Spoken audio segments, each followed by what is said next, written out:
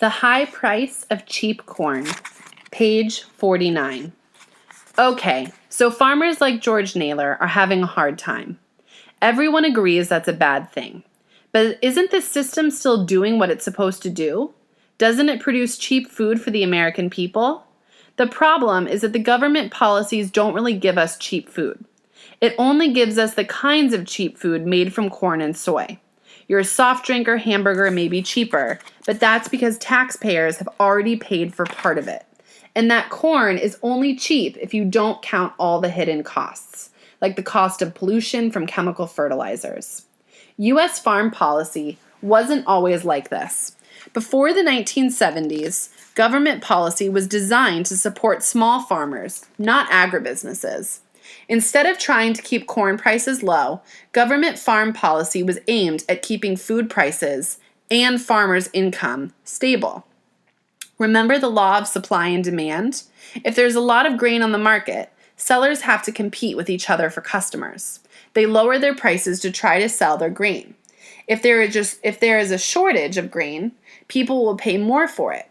Then farmers can charge more for their crops.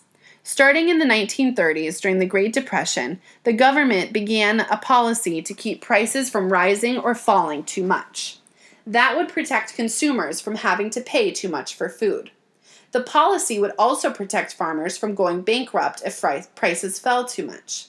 This is how it worked. In times when prices were low, the government gave farmers loans so they could store rather than have to sell their crops. It bought some grain to keep it off the market. It also paid some farmers not to grow grain.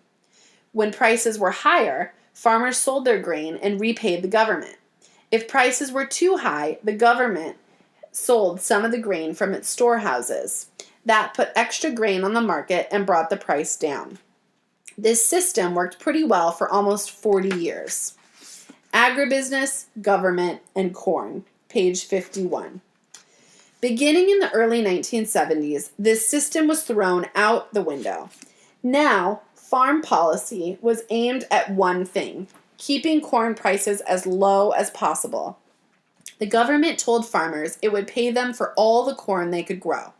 To be exact, instead of the government paying all the extra corn or loaning farmers money so they could store it, it just paid farmers part of the cost of growing it.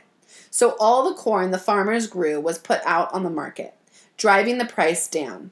Farmers planted even more, corn prices began falling, and with few interruptions, they have been falling ever since. Why did government policy change to favor growing more and more corn? Did corn somehow sneak into Washington and change the laws? No, even King Corn couldn't do that. Instead, one of the corn's best friends did it.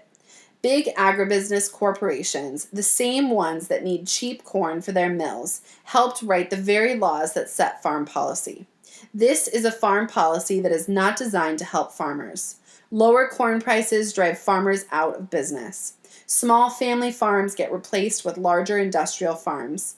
Meanwhile, agribusinesses like Cargill and Archer Daniels Midland, ADM, and food companies like Coca-Cola and McDonald's make billions thanks to cheap corn and soy.